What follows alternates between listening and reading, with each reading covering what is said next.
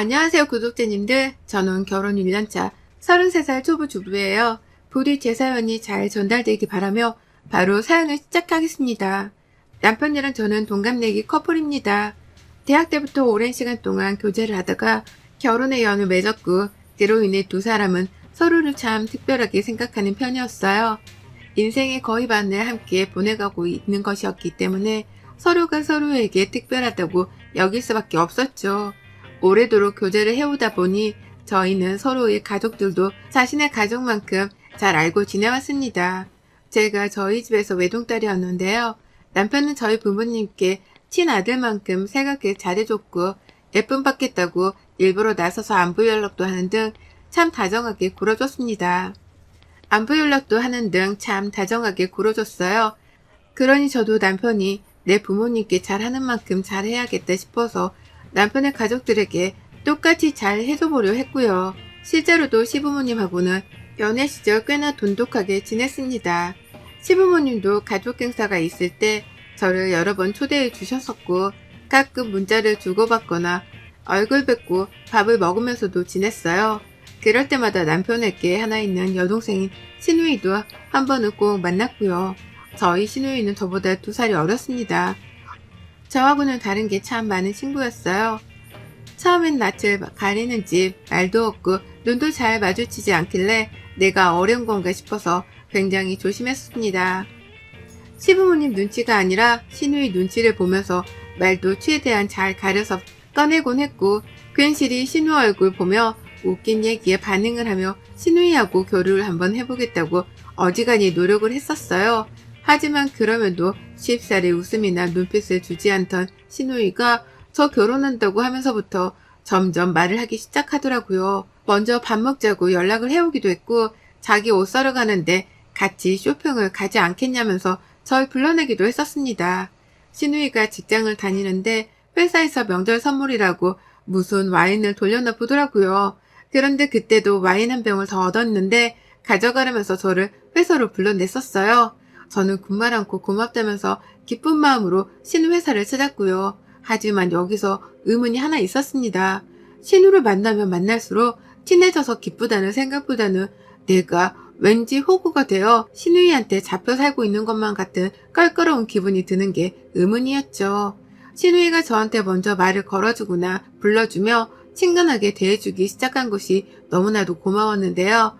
왠지 불러낼 때마다 제가 돈을 더 많이 쓰고 제가 더 먼 거리를 이동하거나 시누이의 짐까지 들어주는 등 호구짓을 하고 있더라고요. 안 하려고 해도 시누이가 자연스럽게 언니 자 라고 하면서 저한테 요구를 하니까 제가 자연스레 시중드는 짓을 하게 되었답니다. 처음엔 친해질 수 있겠다 싶어서 시누이가 밥 사달라 말해도 돈을 썼고 옷 사러 가자는 말에도 제가 더 돈을 써가며 시누이에게 맞춰줬는데요. 점점 시간이 지날수록 그리고 결혼식이 코앞에 다와서는 저 스스로가 정신없어지기 시작하면서는 시누이를 멀리하기 시작했죠. 정확히는 멀리했다기보단 제가 마음의 여유가 없으니 시누이 말에 바로바로 수긍을 못하고 만나기가 힘들어지기 시작했던 겁니다. 제가 바빠서 시간이 안 된다고 하면 의심 가득한 눈초리로 물어보던 시누이였는데요. 매번 남편이랑 같이 결혼 준비로 움직였다 보니 바로 옆에 있던 남편이 증인과도 다름이 없었는데 그런 남편이 바빠 죽겠다고 같이 투정을 부리면 그제서야 아 결혼 준비가 힘들구나 라고 하면서 제가 바쁘다는 걸 겨우 인정하곤 했어요. 정말 꺼림직했답니다. 결혼을 앞두신 분들은 다 공감을 해주실 거라 생각이 드는데요. 잘 지내거나 기분 좋게 시작을 해도 모자랄 시댁과의 관계인데요. 시작부터 시누이가 왠지 나를 미워하고 괴롭히려 드는 게 아닌가 싶은 생각이 들면서 결혼을 해야 한다고 여기니 마음 한편이 내내 불편했어요. 부디 내 걱정이 나만의 걱정이길 바라는 마음이 컸죠. 그렇게 결혼을 했고 저는 가정주부가 되었습니다. 원래도 직장을 다니지 않고 있었기에 결혼을 했다고 해서 갑자기 가정주부를 자처하는 건 결코 아니었습니다. 저희 부모님이 식당을 하는데 장사가 코로나 시국에도 어렵지 않게 잘 되어서 제가 알바 겸 매니저로 자주 출퇴근을 하고 있었고요. 부모님께 월급도 받고 용돈도 받고 장사하는 법도 배워가면서 나름 식당을 물려받을 준비를 하고 있는 중이었습니다. 참고로 저는 식당 일이 그리 적성에 맞는 편은 아니어서 지금은 장사법만 배우고서 나중에는 요리하는 분이나 알바를 고용해 직원 위주로 식당을 운영할 생각이었고요. 그렇다 보니 저에게 있어서 직장이란 건 그리 중요한 게 아니었어요. 부모님 덕분에 금전적으로 여유있게 자랐고 대학원까지 나와서 바로 취업 걱정보다는 그냥 마음을 비우고 하고 싶은 걸 하면서 살았으니까요. 그와 반대로 남편은 가정 형편이 그리 여유 있지 않았습니다. 대학까지는 시아버지가 재직하시던 회사에서 등록금이 나온 바람에 탈 없이 졸업을 할 수 있었지만 아버님이 이내 회사도 퇴직도 하셨고 더 이상의 수입이란 게 없던 집이었는지라 취업 스트레스가 참 컸었어요. 시어머니도 가정주부로 계시고 시누이도 당시엔 여전히 학생이었다 보니 남편이 혼자 가정을 빨리 일으켜야 한다는 생각으로 미친 듯이 노력을 했죠. 그 덕에 지금은 대기업에 재직 중이고요. 아무튼 저와 저희 남편의 상황이 너무 달랐다 보니 저와 결혼하겠다는 계획이 들기 전까지도 남편에게 저희 집안에 대한 말을 최대한 아꼈습니다. 그저 부모님이 조그만 가게를 하고 있고 나는 나대로 일을 알아보고 있다는 말을 둘러대기만 했었어요. 그러다가 결혼을 하면서 공개를 했고요. 그런데 생각을 해보니까 시누이가 저한테 말을 걸어주고 같이 쇼핑이든 뭐든 하자고 불러내기 시작한 데가 그 비슷한 시기더라고요. 그 시기부터 시누이가 저를 사람 대접해주기 시작한 겁니다. 이걸 결혼하고 난 후에도 조금씩 눈치를 챘었어요. 하지만 그래도 우리가 가족이 되었는데 설마 시누이가 나의 집안 문제로 돈이라도 뜯으려 하겠나 싶었습니다. 그렇게 나름 마음의 체념을 하면서 시누이를 시부모님과 다를 것 없이 시댁 식구로서 존중하고 챙겨주려 했는데요. 시누이가 또 달라졌더라고요. 연애를 하던 중 저에게 낯을 가리고 거리를 두던 그 시누이의 모습으로 다시 돌아온 겁니다. 결혼 준비를 한참 하느라 또 시누이한테서 일방적인 호구짓을 당하지 않겠다며 몇 번 만나자는 걸 정중히 거절했더니만 삐져버린 거예요. 자기가 불렀는데도 바쁘다며 안 나왔다고 말이죠. 결혼을 앞둔 신부였는데도 불구하고 한밤중에 곱창을 먹자 불러내질 않나, 술을 마시자고 하질 않나, 상황에 맞지도 않은 일로 불러내려고 한 게 시누이였는데 시누이는 거절을 한 저에게 잘못이 있다고 여기는 듯 했습니다. 다시금 원상복귀가 된 관계였죠.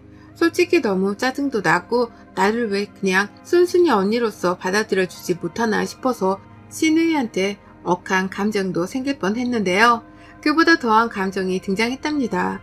그냥 시누이하고 어색해진 것으로 끝이 나질 않더라고요. 시누이에게 잘못된 마음가짐으로 인해서 저는 이 세상에 태어난 이래 최악의 상황에 직면하게 되었답니다. 저희 시누이가 생각보다 마음이 많이 얄팍하더라고요. 결혼 전에 한 집만으로도 저에게는 충분히 거리를 둬도 괜찮은 사람으로 인식이 되었는데 시누이가 삐지고 나서 저에게 던지기 시작한 말들은 모멸감까지 안겨주며 저를 더욱 충격에 빠뜨렸답니다. 시누이가 저를 무시하기 시작했거든요. 시누이는 아직 남자친구도 없고 결혼은 더더욱 계획이 없는 상황이었어요. 직장을 다니고 있지만 크지 않은 회사에 있고 남편의 말을 들어보니 다달이 200만 원이 안 되는 월급으로 살고 있다고 했고요. 이런 얘기는 저도 시누이랑 직접 나눠본 적이 없는지라 시누 앞에서 단 한 번도 아는 척을 하진 않았었고요. 하지만 그와 달리 취직이라는 건 한 번도 해본 적이 없고 돈 걱정 없이 대기업 다니는 남편의 부모님 아래에 기대어 가정주부로 살고 있는 저를 시누이는 그냥 곱게 봐주질 않았습니다. 애초에 곱게 봐달라는 요구를 할 생각도 없었으나 시누이가 대놓고 드러내는 저를 향한 질투를 보일 때마다 저도 너무 힘들었네요. 그 질투가 보통과는 달랐으니까요. 하루는 제가 저희 친정에서 공짜로 고기를 한가득 받아온 적이 있었습니다. 가끔 저희 엄마가 식당에서 파는 고기를 가족들도 먹인다며 집으로 가져오곤 하셨거든요. 제가 결혼을 하고 나서는 꼭 저희 집으로도 고기를 주셨고요. 그게 너무 많아서 양을 나누겠다며 몇 번 시부모님께 조금씩 가져다 주기도 했습니다. 그러다 최근에도 시부모님께 전화를 드렸고 시부모님도 맛집 고기를 또 먹는다며 좋아를 하셨습니다. 그래서 저는 이왕 이렇게 된 거 다 같이 모여서 지글지글 구워나 먹자며 시부모님을 저희 집으로 불렀어요. 당연히 시누이도 주말이고 하니 시부모님이랑 같이 저희 집으로 왔고요.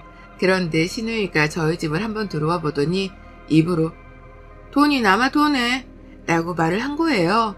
저랑 남편은 분명 그걸 들었습니다. 놀래서 신우이를 쳐다보니 신우는 혼잣말 이라고 말을 하고서는 후다닥 시부모님 옆으로 가서 자리를 잡고 앉더라고요. 저는 왜 저러나 싶어서 남편이랑 서로 눈초리를 주고받다가 억지로 고기판을 깔았고요. 시작부터 삐그덕거렸는데 밥을 먹는 와중에도 달라질 건 없었어요. 신우가 밥을 먹다가도 저를 괜히 홀겨보게 반복했고 시어머니가 집을 참 깔끔하게 잘 꾸며놨네. 젊은이들은 역시 다르다. 라고 하면서 집을 잘 가꿔놨다고 칭찬이라도 해주시면 돈 있으면 뭔들 못해. 라고 하면서 비아냥대는 말로 말을 툭툭 뱉었어요. 분명 비아냥거리는 말이었는데 표정으로는 한껏 웃고 있었던 바람에 어느 누구도 신우한테 그만하라고 혼도 내지 못하는 억울한 상황이었고요. 그러다 신우가 갈등의 절정을 찍는 말을 내뱉었습니다. 저를 어떻게든 무시하고 깔보고 싶은데 깔 게 아무것도 없으니 이젠 하다하다 제 외모를 까더라고요. 제가 오랑우탄을 닮은 것 같다고 말이죠. 고기에 쌈을 싸먹는데 이게 무슨 오랑우탄이 과일에 달린 나뭇가지를 따고 있는 모습 같다면서 갑자기 저를 보고 실소를 하는데 가족들도 제가 민망스러울까 싶었는지 막 웃었고요. 그 바람에 저도 그냥 웃었어요. 나한테 오랑우탄 같다고 하는 여자애를 앞에 두고서 아무 말도 못하고 그냥 웃어버린 겁니다. 정말 대환장 파티와도 다름이 없었네요. 신우는 제가 따라 웃으니 좋다고 또 혼내. 아유 언니 농담인 거 알죠? 라고 하며 기고만장의 끝판왕을 보였어요. 당장이라도 굽고 있는 고기판을 엎어버리고 싶은 마음이 굴뚝 같았는데요. 꾸역꾸역 화를 눌러 참았습니다. 불쌍한 여자애가 뭐든 잘나 보이고 속편해 보이는 사람 앞에서 질투를 하는 바람에 어줍지 않은 말들로 시비를 거는 걸 그냥 봐주고자 했네요. 그렇지 않고서는 저도 똑같은 사람이 되는 꼴일 뿐이었으니까요. 여유 있는 내가 한번 봐주자는 마음으로 신우이가 뭘 하든 내버려 두려 했습니다. 하지만 그날 이후로 신우이는 제대로 맛이 들려버리고 말았어요. 저를 놀려먹는 재미에 맛이 들린 겁니다. 삐진 줄 알았더니 연락도 잘해오길래 웬일인가 싶었더니만 자기가 성형수술을 하고 싶은데 같이 병원에 가서 상담을 받아달라 조르더라고요. 당연히 또 나갔다가 호구 잡힐 게 뻔해서 바쁘다는 핑계로 미루다가 결국 신우 독촉을 참지 못하고 함께 외출을 했습니다. 그런데 말이 이상하더라고요. 자꾸만 우리 같은 사람들은 꼭 수술을 해야 사람 취급을 받잖아요. 그러니까 언니도 조속한 시일 내에 빨리 수술받아.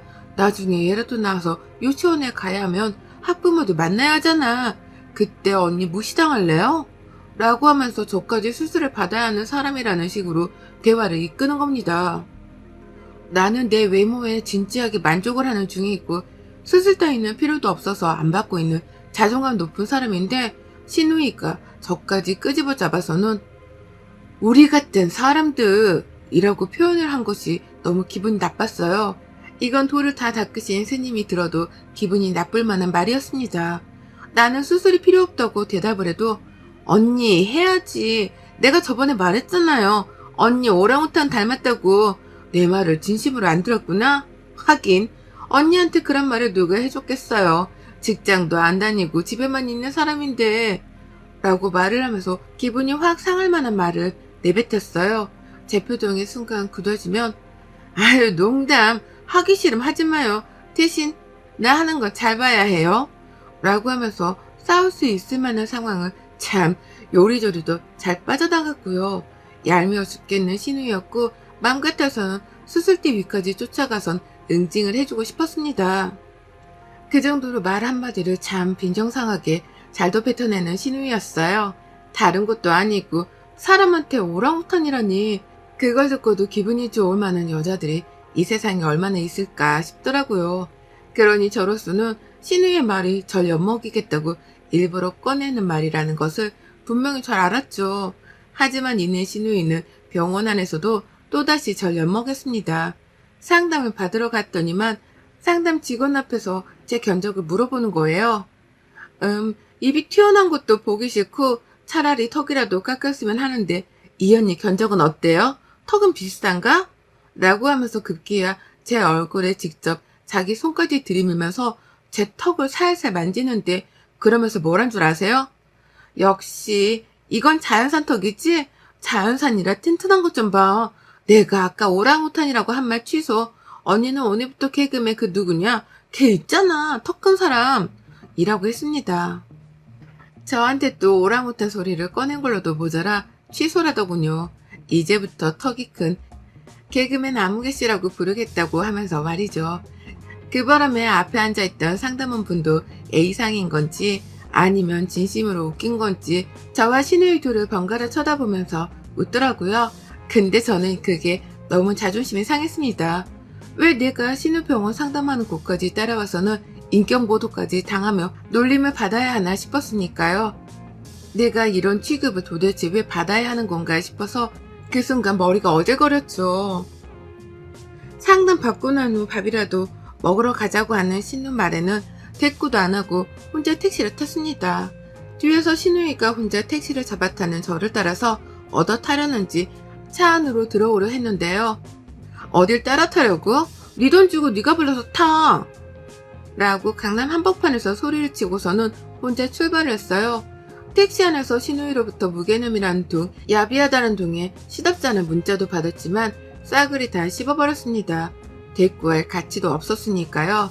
그렇게 저는 한동안 신우 연락도 싹 다 씹었고 시부모님께도 따로 먼저 연락을 드리지 않았어요. 기분이 더러운 마음을 진정시키는데 시간이 필요했거든요. 그러다 얼마 지나지 않고 신우의 성형 소식을 듣게 되었습니다. 쌍꺼풀에다가 눈앞 트임을 하는 수술을 했다고 하더군요. 오늘 오전에 수술을 받았대. 지금 집에서 대자로 누워서는 상전 취급을 받으려 한다고 엄마가 힘들어 죽겠다 난리더라고. 라고 하면서 한심하다는 듯이 말을 하는 남편의 말에 그리고는 아차 싶었답니다. 그리고는 당장에 시댁으로 갔죠. 시댁에 갔더니만 신우이는 정말로 침대 위에 조용히 누워만 있었어요. 눈에는 무슨 얼음팩인지 뭐식인지를 올려놓고서는 앞을 보지도 못한 채로 말입니다. 옆에서 시어머니는 힘들어 죽겠다며 웃으며 씁쓸하단 표정을 지어 보이셨고 저는 나지막히 말씀드렸죠. 어머님, 제가 아가씨 챙길 테니까 조금 쉬고 계세요. 아니면 두 분이서 저희 부모님 식당에 가 외식이라도 좀 하고 오시던지요. 라고 하면서 저희 부모님께는 따로 말씀을 드릴 테니 마음껏 드시고 오시라 선심을 썼습니다. 그러자 시부모님은 기다렸다는 듯이 그래 줄래? 아이고 라고 하면서 신우이를 내버려 두고서는 좋다고 외식을 하러 집을 나가셨어요. 졸지에 신우이는 저와 단둘이서만 집에 남겨지게 된 것입니다. 하고 싶은 게 너무 많았어요. 신우이 얼굴에 찬물도 부어주고 싶었고 당장이라도 손으로 꼬집어 신우가 수술한 곳에 자국이라도 남기고 싶었습니다. 그러다가 신우이가 뭐야? 언니가 왜 있어? 라며 입으로만 나불거리며 허공으로다가 말을 내뱉는 걸 보자마자 신우 옆으로 갔어요. 그리고 말했죠. 와, 수술을 정말 했네? 뜯어 고친다고 뭐 얼마나 대단히 이뻐질란가는 모르겠지만 이렇게 누워있는 거 보니 기대는 된다. 호박에 죽는다고 수박되는 것도 아니라는 걸 내가 널 보면 알 수 있겠네. 라고 하면서 정말 갖은 시비를 걸었어요. 신우 열받으라고 말이죠. 신우가 바로 반응을 하더라고요. 뭐라고요? 나 지금 아파서 누워있는 거 안 보여요? 라고 하면서 자기가 아프니까 절대로 건드리지 말라고 화를 내게 하면 수술 자국 망가지네 뭐네 하면서 막 애원을 했어요. 말로는 애원했지만 행동은 꼭 마음 같아선 저를 때리기라도 하겠다는 듯 위협적으로 허공에다가 손을 휘둘러 댔고요. 그런 모습을 보고 있자니 신우가 잠시 수술 후유증으로 인해서 저에게 일시적인 휴전을 요구하는 건가 싶었습니다. 하지만 전쟁 중 일반적인 휴전 통보란 있을 수 없는 일이었죠. 저는 신우 뜻대로 해준 마음이 없었답니다. 그래서 전 신우이의 옆에 들러붙어 계속해서 시비를 걸었어요. 신우 화장대에 있던 향수를 뿌려댔더니만 신우이가 비싼 거 아깝다고 그만 뿌리라 소리를 지르더라고요. 이게 약점이구나 싶어서 신우 들으라고 향수병 누르는 소리를 반복해 내면서 엄한 향수를 방 안에 뿌려댔습니다.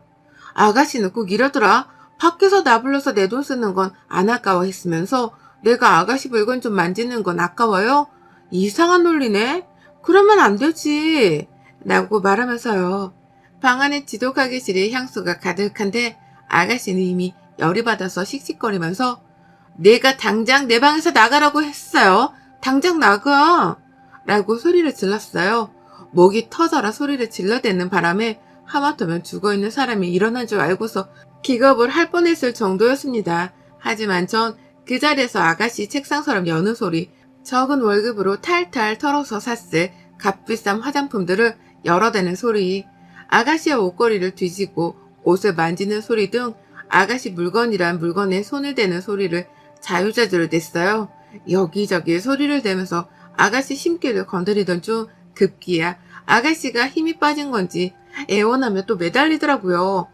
나 진짜 이러다 눈에서 실밥 터져 언니. 제발 그만해요. 라고 말이죠. 하지만 전 이번에도 그런 마음이 없었답니다. 그간의 날 호구로 잡다 못해 오랑우탄이라는 막말을 해대며 무시했던 신우이를 봐주마음이 1도 없었네요. 그래서 결국 아가씨의 눈에서 피눈물이 나오게 할 결정적 한 방을 터뜨렸습니다. 아가씨 귀에다가 딱 한마디를 했죠. 아휴, 향수를 다 뿌렸네. 이거 가격 꽤나 나오는 걸 텐데. 라고 말이죠. 그랬더니만 아가씨가 숨도 안 쉬고 벌떡 일어섰어요. 눈에 있던 얼음팩을 빼내고서는 눈을 희멀건하게 뜨는데 와, 수술을 막 하고 나온 사람이라 그런지 퉁퉁 부어서는 정말 저도 못 알아볼 정도더라고요. 그런 아가씨 앞에서 저는 정말로 제가 다 뿌려버리고만 향수 곤병을 보여줬습니다. 그러니 아가씨는 제 손에 들린 향수병을 받다가 그 뒤에 뚜껑이 죄에다 열려있는 화장품 통들까지 보고야 말았죠. 제가 이것저것 아가씨 물건에 손을 댄 흔적들을 한번 쓱 보던 아가씨는 결국 울음을 터뜨렸습니다. 제가 그랬거든요. 뭐 저는 쳐다도 안 보는 저렴한 것들이 많네요. 이걸 쳐바른다고 얼굴이 송혜교 피부가 되는 것도 아닐 텐데 눈 찢고 찝고 아유 용 쓴다 용 써. 부디 꼴보기 좋아야 할 텐데 아까도 말했다시피 호흡하기 줄 긋는다고 수박이 되냐고요. 라고 말이죠. 그 말을 하면서 한심하다는 듯이 아가씨를 쳐다봤더니 아가씨는 속에서 화가 터진 건지 누운 채로 너 가만 안 둬 진짜? 라고 소리를 지르다가 쓸쓸한 눈이 따가웠는지 어쩔 줄을 몰라하며 감싸다 결국 제 화를 못 이겨 울음을 터뜨리고야 말았어요. 아우 아파. 아 진짜 눈 찢어지겠네. 왜 하필 오늘 찾아와서 날 이렇게 빡치게 해? 야, 너 내가 회복만 하면 가만 안 둘 거야? 너 내가 꼭? 라고 말을 하면서 점점 울음소리가 커지더니만 결국 화가 나 미치겠다며 너 죽여버릴 거야? 나는 고성과 함께 눈물을 왈칵 쏟아내 버렸답니다. 엉엉 울어대는 아가씨는 울면서도 아, 나 이거 수술 자국 어떡해. 자국 남으면 어떡해. 라면서 미쳐버리려 했어요. 울다 목구멍에 타들어가는지 나 물 좀 라고 하면서 살려달라는 식으로 또 애원을 하대요. 하지만 그런 아가씨를 보며 저는 한결같은 표정을 지었답니다. 속이 터져 죽을 맛이겠지? 라는 약 올리는 마음가짐으로 가소롭다는 듯이 쳐다만 봤고요. 저한테 물을 달라고 하는 아가씨한테 어처구니 없단 헛웃음을 지어 보이다가 수술 자국이 이미 망가진 것 같은데 물이 넘어가겠어? 라고 말을 했네요. 아가씨는 동시다발적으로 벌써 망가졌다고? 라면서 다시 울부짖었고 저는 아가씨 울부짖는 처량한 목소리를 들으면서 방문을 닫아버렸습니다. 혼자 시댁에서 물을 벌컥벌컥 마시고 나왔는데 아유 벌써부터 아가씨 쌍꺼풀 수술 자국에 부작용이 생길까 싶어 통쾌하더라고요. 그 생각만 하니 아가씨가 다시 나한테 오랑우탄이라는 말을 꺼내지 못하겠다 싶어 안심이 되기도 했죠. 먼저 외모로 시비를 건 건 아가씨니 저는 제 할 만큼의 응징을 잘해줬다 싶었습니다. 어디 한번 똑같이 외모 지적을 당해본 기분이 어떠냐고 비아냥거리며 물어보고도 싶었는데요. 하도 서럽게 울면서 육성으로 수술 걱정을 내뱉길래 혼자서 뼈저리 있게 반성을 해보라는 생각으로 그냥 내버려두고 나왔어요. 그리고 그날 저는 시부모님께 너무하지 않냐는 원망과 함께 연락을 받았지만 저도 제 부모님 귀한 자식인데 밖에서 오랑우탄 소리나 듣고 있으면 기분 좋으시겠냐고 따져 물으니 아무 말도 못하시더라고요. 앞으로 신우 얘기는 듣고 싶지 않으니 며느리를 보고 싶거나 시부모님 대접받고 싶으시다면 신우 얘기는 절대적으로 삼가하시라고까지 말씀을 드렸습니다. 그리고 세상 쿨한 며느리 마냥 전화를 끊었는데 시부모님이 신우이한테 사과를 꼭 시키겠다고 문자를 보내주셨어요. 그걸 보면서 저도 참 만감이 교차했고요.